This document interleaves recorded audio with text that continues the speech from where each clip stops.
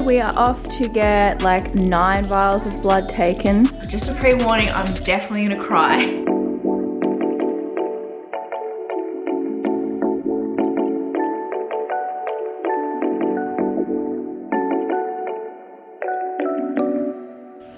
Oh, all right guys, it is 5:30 on a Saturday night. I just got off a phone call, like consultation with my naturopath who's been helping me with my health. So my stress, my gut health, my skin. And I shared some stories on my Instagram about what's been going on with my skin and I guess my health for over all these years. And I did a poll and I said, do you guys want me to document this? My Instagram is like blowing up. Like so many people have messaged. Just a pre-warning, I'm definitely gonna cry. I'm definitely feeling like super emotional and overwhelmed, but when's the last time I uploaded a YouTube of me not crying? This is vulnerable shit. Like I feel so naked and vulnerable speaking about this and sharing this. Like you should see my hands, I'm like squeezing them together. Like I feel so uncomfortable. I feel even uncomfortable with how I look on the camera right now because I've got these really harsh downlights. It's dark. I've got really minimal makeup on. You can see like all the spots and stuff. But I thought this is a good way to start this series, which is basically going to take you on a health journey with me to just get my health to be at the best it can be. My body has been presenting certain issues that I haven't been ignoring. I've seen 5 different naturopaths. I'm onto my 5th naturopath now in 10 years that I've seen to try and help me, and each time they've gotten me to a certain point, but no one's ever fixed me. So that brings us to this YouTube, which I asked you guys if you wanted me to take you on this journey with me, and you said yes. This is going to be the first episode of my health journey. Really excited to document this. Scared, but excited. So let's do it. I filmed that video a week ago and I was in such a stressed state, and you can see like my skin was so much worse having all that stress and pressure and stuff on me that I had created from launching this ebook and everything that was going on with work. My skin is still not in a good place where I want it to be, but it just goes to show how much stress plays such a huge role on active breakouts. Anyway, I'm still like going to be going through with this huge health overhaul because it's just become super evident to me that it needs to happen. This is more like the introductory episode where I'm kind of explaining what's wrong, what I'm going to be doing in terms of tests to look into it, and then how to fix it. But I am hitting it from a few different angles. All right, so the health overhaul is going to include gut and internal health. It'll include skin, which is essentially a byproduct of what's going on internally, but I am taking you on like the journey of going to see the dermatologist, which will be next, and like what they say in terms of best treatment plans and if I'm gonna go on Roaccutane or not, and my decision behind that. And then habits and lifestyle. So I'm literally coming up with like all of these checklists and things for like morning routines, night routines, hobbies and fun activities, content to consume, movement, mindfulness, biohacks and everything. So that's kind of how I'm going to be breaking up this series and just making sure I'm covering all these like actionable things that you guys can actually do. The thing with following someone's health journey is obviously all of the tests and hormones and issues and everything are very specific to me, and we're looking at tests that, like I said, are very specific to me. So I can't exactly sit here and be like, if you have this symptom, do this. But I do want to be able to help you guys because this is actually so expensive to do. I have spent so much money already on tests, on appointments, on supplements, and it's really adding up. So I know not everyone can afford to do that. So yeah, I just want to help like in any way I can and show you the things that I'm going to be doing that I know will help, like the lifestyle things and the habit changes, and just take you on this journey and show you how I get through it. So the obvious symptom is physical appearance. So my skin, yeah, there she is. Yeah, cute. All right, so my hormonal acne, I have had this ever since I came off the pill, and that was like 9 years ago, and I've tried like everything. I've already been on doxycycline from the dermatologist, I've done facials, different skin cares, diet changes, all of the facial treatments, light treatment, like I've done so many things. The only thing I haven't done is Roaccutane, and I have been very anti-Roaccutane for a few reasons. All right, it does have a really bad like reputation, and this is just my interpretation of why, but it does have some really messed up side effects. Things like emotional state, depression, joint pain, super dry skin. Yeah, there's just really bad side effects. But it is a drug that has been out for a really long time, which means they've got a lot of data and learning from it. And like it's a super high dose of vitamin A, and it just like dries everything out, like all the oil glands and production in your skin. And sometimes it's just genetic, and it's not like you need to change your diet or your stress, like that can exacerbate it. But sometimes you just like get the shit genetic draw, you have adult acne, and I think that's the position that I'm in. I know that they used to prescribe like super high dosages of Roaccutane. When you first go on it, you can get like a purge and it breaks out, and then it gets better, but all those side effects are further enhanced. Whereas now they progressively increase the dosage. So they kind of put you on a small dosage and the side effects aren't as bad. I've already spoken to the dermatologist, but I'm gonna show you the clip from last week before I went to see the dermatologist. It's Inception. Next week, I'll tell you guys what my decision is to go on it or not. I'm just scared of making my gut and my health worse by going on something so intense. Next episode, I will tell you my decision whether I'm going on it or not.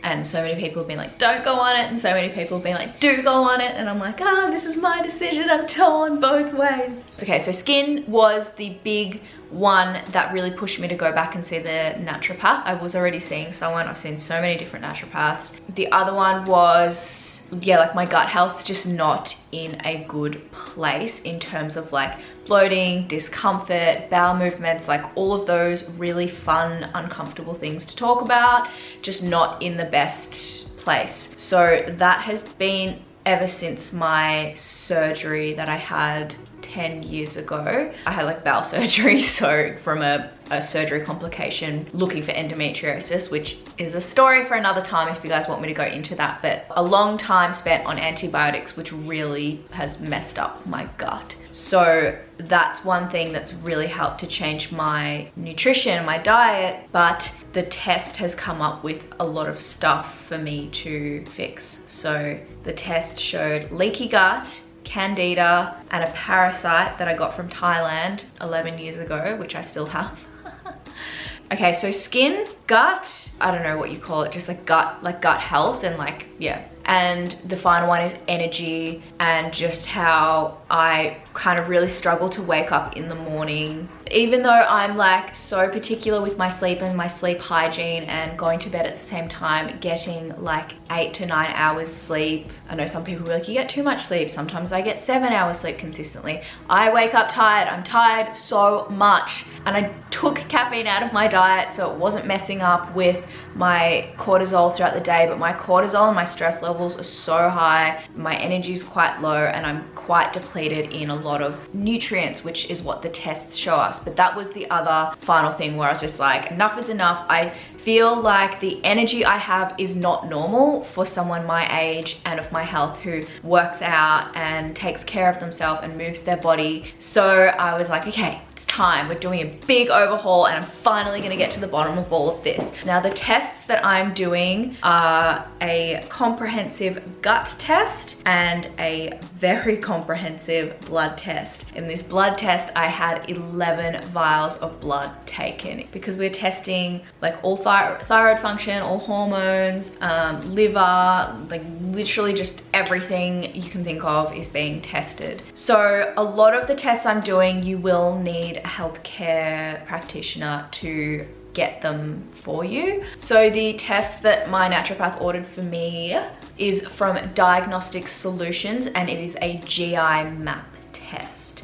This was a stool test, which is really fun to do, but super comprehensive. So it came back saying, yeah, like I said earlier, leaky gut, candida, and a parasite. I basically eat gluten-free as it is, except for oats and oat milk. So it came back with a bit of an intolerance to gluten, which for someone who already basically eats gluten-free is fairly indicative that I am quite gluten intolerant. So not celiac, but it just means that I have to take out oats. I'm on the hunt for gluten-free oats and gluten-free oat milk if possible. So the changes that need to be made based on that are a supplement protocol and an anti-candida diet, which is gonna be interesting, but I'm gonna take you guys on that journey. Basically, anti-candida diet is like no sugar. And just so you guys know, I don't wanna like be like good and bad foods, but there are good and bad foods relating to this kind of diet. So you can't have sugar, and carbs convert to sugar when they enter the bloodstream. So you can only have a certain amount of carbs per day, and there are like better carb sources to be getting those carbs from as part of this diet. So I'm not having things like fruits and stuff that like the only fruits I can have are like berries. Basically all proteins are fine except tofu and tempeh are on the no list. And it's basically just taking out a lot of the like allergy, I think like allergy type foods, because I know personally I can't have soy, but things like tofu, which is made from soy. You can have like nuts, you can have fats, like oils, butter, coconut oil, and then you can have like vegetables. It says to avoid things like carrots, beetroots, pumpkin. You can have them, but in a more strict anti-candida diet, they would suggest not to. Same as fruit, like you can have fruits, but they suggest in a more strict diet not to. Anything containing gluten, yeah, things like pasta, you can, it says like limit to 1 serving a day on this diet plan, which is from IFM, Institute for Functional Medicine. So that's the one I'm following, so it's a little less intense. Basically, I'm following this for like 3 months plus the supplementation. All right, to sum up, I had my gut test done. From that, we know that I have leaky gut, candida, and a parasite and a higher gluten intolerance than I realized. So I'm going to be going on an anti-candida diet and following supplementation and taking out gluten. Next, we have the blood test. That is going to tell me things about my hormones, which is going to inform additional supplement protocols. That's the help I'll be getting from my healthcare professional. Now, there's a lot of things that I can do in terms of environmentally and stress, and there's a lot of things I can't do. I can't like not run my business because that would definitely eliminate a lot of my stress, but then also add a lot of stress because like how would I make money? So that's not an option, but there's a lot of things I can do to help manage my stress, and stress is a huge component of everything that's going on. So that's where I'm at. Now we are going to go to the dermatologist in the health food shop, and I'm going to show you a little bit of getting my blood taken and just how much blood I had taken, and then we'll go through the results when I get them back. And we can jump into the first episode, or like the second episode, but the one where we're actually going to be implementing stuff, which is going to be probably a full day of eating on an anti-candida diet and just an update on how I'm feeling and whether I'm going to be taking Roaccutane or not. So let's go to the dermatologist. All right guys, today I am off to the dermatologist to have a conversation about potentially going on Roaccutane or any other suggestions they might have for my skin, whether it's, I've actually tried antibiotics before for it, it didn't do anything. I saw the dermatologist like 3 years ago and it didn't help. I did like all these treatments, spent so much money, heaps of facials, going on antibiotics and stuff. It just didn't help, and changing skincare. So I am gonna have a conversation with them about Roaccutane. I've got a bag with all of my, like, what I'm using on my skin for makeup, my skincare, what I've previously been using, a blood test, and all of the supplements that I'm on, plus a whole album of photos of my skin at different points in time to show them, just so they've got the full picture and we can have a conversation about everything. I was gonna say holistically, but I don't think dermatologists are really like holistic. So there's that side of things. I'll take you to the appointment, and then the other side of things is changing up my diet, taking out gluten 100%, so removing oats and oat milk and sugar. So I did a story on my Instagram today about almond milk. I used to use almond milk in my coffees, but then I switched off it because it's not great for the environment, so I didn't feel good using it, which is why I went to oat milk and fell in love with the taste and the froth. But now that I can't have oat milk, I also can't have dairy milk or soy milk. I'm really running low on the milk options, so I've gone back to almond milk, and I've just been testing which almond milks froth the best. So my criteria for good coffee or decaf is something where it tastes good. Obviously the milk froths really nicely. You guys know I just freaking love froth. I don't know, I just love the texture, and obviously the ingredients have to be good, and preferably good calories and macros, so nothing that like breaks the calorie bank. So these are the two that I just grabbed from the supermarket. I tried this one last night with my cacao drink that I have at night, my hot chocolate, and it frothed, but it wasn't great. So that one's a no. I'm not gonna waste that. I'm gonna use that in like cooking and stuff. And this one has been working well. So this is one that I just grabbed from the supermarket that worked really well in terms of froth. But I don't know if it's an almond milk thing. It just doesn't taste great. It's just like tastes watery. And that's, you know, I'm having decaf, so that's probably, you know, why. But with oat milk, it didn't matter. It was good. So the search continues. I put up a story on my Instagram saying, do you guys have suggestions? A lot of people said Milk Lab, but there's really shit ingredients in it, so I don't want to use it. So anyway, I'm gonna have breakfast now, and because I can't have my oats, I'm going to have gluten-free Wheat Bix, because I wasn't able to find gluten-free oats just yet. So until I find them, no oats, which is sad. But anyway, let the fun times begin. Next time we chat, I'll be at the dermatologist. But this is my skin at the moment with makeup. Like, I'm not using super high coverage makeup because I don't want to aggravate it. So yeah.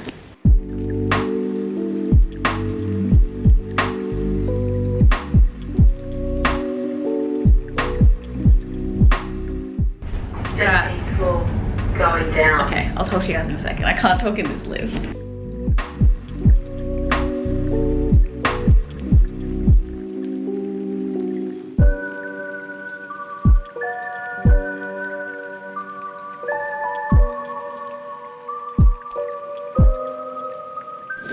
Okay, we are off to get like 9 vials of blood taken. Look at my purple, matching purple socks. Very cute.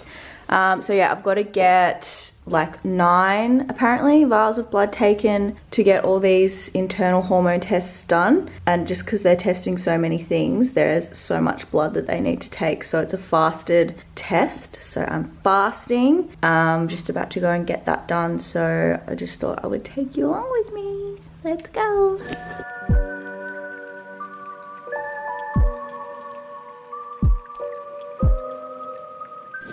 Alright, so I wasn't able to film that, but as you can see, I was so naughty.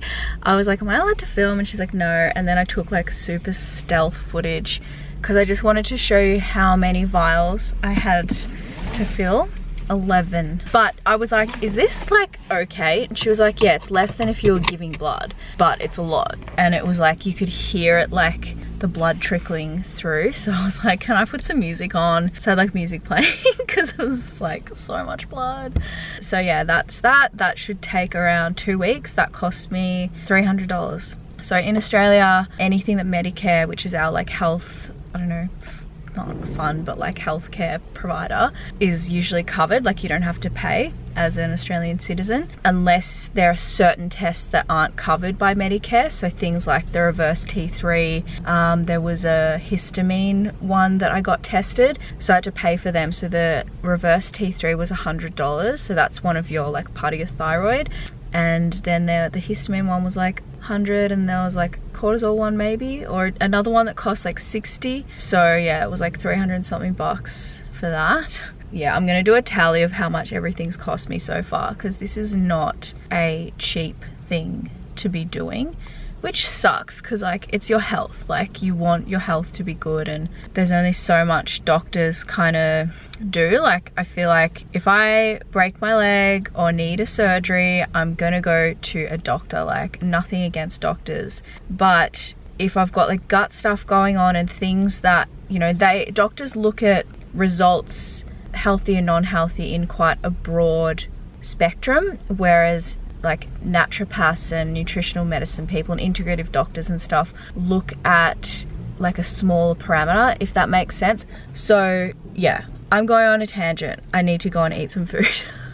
Look, this video was a mishmash of things, but you know, I'm doing my best to document everything as best I can. So I hope you guys enjoyed that. Please let me know if there are any questions or specifics you want me to get into in this journey, because like I said, a lot of people on Instagram said they want me to share everything that I do, and I'm going to be totally open about everything that's going on, how I'm feeling and what I'm doing. So please let me know the questions and help me like inform how you want these YouTubes to go. But yeah, make sure you subscribe, like, and turn post notifications on so you don't miss one of these videos or any. I'm still going to be uploading my regular nutrition stuff and training and everything, helping you guys just live your best healthy life. So I will see you back here really soon. Mwah.